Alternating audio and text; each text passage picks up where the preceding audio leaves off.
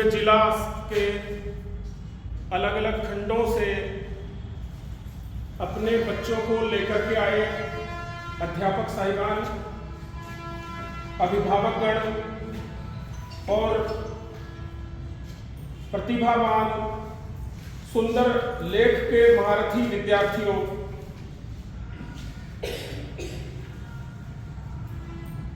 लेख हमारे व्यक्तित्व का आईना होता है। सुंदर लेख किसी भी व्यक्ति को, जो विद्यार्थी की लेखकीय अभिव्यक्ति को, लिखित अभिव्यक्ति को एक नजर से ही देखता है, उसको आकर्षित कर लेता है। लेख जहां भी परीक्षाओं की बात होती है, लिखित परीक्षाओं की खासतौर से, वहां पे जो विद्यार्थी सुंदर लिखाई में लिखता है वो ज्यादा अंक प्राप्त करने का भागीदार स्वयं हो जाता है। सुलेख के बारे में जागरूकता का बढ़ना एक शुभ संकेत है, अच्छी बात है, लेकिन सुलेख के बारे में कुछ मिथ्या धारणाएं भी हैं जिनको दूर करना बेहद जरूरी है। कई बार हम ये मान लेते हैं कि सुंदर लिखा है तो वो अच्छा ही है। सुंदर दिखाई देने वाला लेख सुंदर दिखने में होता है, लेकिन यदि उसमें व्याकरणिक शुद्धता की कमी है, वर्तनी की शुद्धता की कमी है, यदि लाइनों की सिमेट्री की कमी है, यदि शब्दों का जो रूप और स्वरूप है वो सही नहीं है, तो वो सुलेख के अंतर्गत नहीं आता है। हालांकि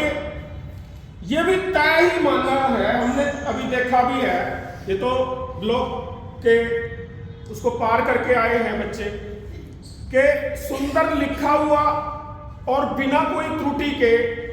आमतौर पे जो बच्चे सुंदर लिख रहे हैं वो त्रुटि भी कम कर रहे हैं, लेकिन कुछ बच्चों ने ऐसा किया भी है कि लिखने के फ्लो में बीच में से शब्दों को वो मिस कर गए, बीच में से शब्दों को मिस कर गए। इसीलिए हमने, जब हम चेक कर रहे थे तो हम बाकायदा से जो लिखा हुआ हमने आपको दिया उसको देख रहे थे, और फिर लिखने की गति, यदि एक क्राइटेरिया जो 15 मिनट का समय था, तीसरी कक्षा के विद्यार्थियों को 85 शब्द लिखने थे, चौथी कक्षा के विद्यार्थियों को 100 शब्द लिखने थे, और 5वीं कक्षा के विद्यार्थियों को 115 के करीब शब्द लिखने थे। यदि वो बच्चे नहीं मतलब उस समय पे कर पाए तो एक तरह से इस बात की जरूरत है कि इसमें सुधार किया जाए, गति में भी और त्रुटियों में लगातार कमी करते हुए। कुछ बच्चे बिंदी की गलती करते हैं, त्रुटियां करते हैं, कुछ मात्राओं की गलतियां कर लेते हैं। कई बच्चे मात्रा को ऊपर के शब्दों के साथ मिला देते हैं और कुछ बहुत ही सुंदर शुद्ध रूप से लिख रहे हैं। तो आप सब बच्चे, जो भी बच्चे यहाँ आए हैं,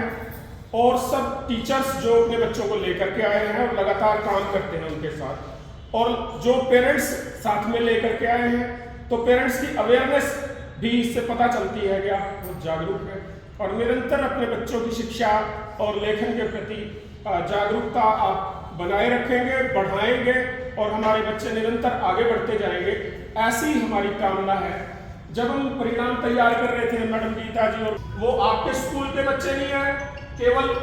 और पेरेंट्स के ही बच्चे नहीं हैं, वो हम पूरे देश के बच्चे हैं, और हमने 100% जो ऑब्जेक्टिविटी के साथ, मतलब एक तरह से पूरी शुद्ध रूप से हमने प्रयास किया है अपना कि हम अपने बच्चों के साथ पूरा न्याय करते हुए परिणाम दे सकें। आप में उत्सुकता है निश्चित तौर पे कि परिणाम क्या होगा, लेकिन मैं उन विद्यार्थियों को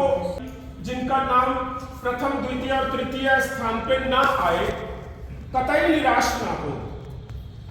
उनके टीचर साहिबान भी कतई निराश ना हो, उनके पेरेंट्स भी कतई निराश ना हो, क्योंकि जब प्रतियोगिता है तो प्रतियोगिता में दो तीन बच्चे आएंगे और बाकी रह जाएंगे, इसकी नियति है ना, प्रतियोगिता की नियति है ये। लेकिन असफलताओं से सीख करके हमें अगली बार के लिए अपनी तैयारी करनी है। ये वार्षिक एक तरह का गतिविधि है। अटेंडेंस हमारी 100% रही है, इसका मतलब है कि हमारे सारे बच्चे, उनके टीचर्स, उनके स्कूल, उनके पेरेंट्स सब बहुत सजग हैं। और इसके लिए एक बार जोरदार तालियां बजा दो कि हमारे सब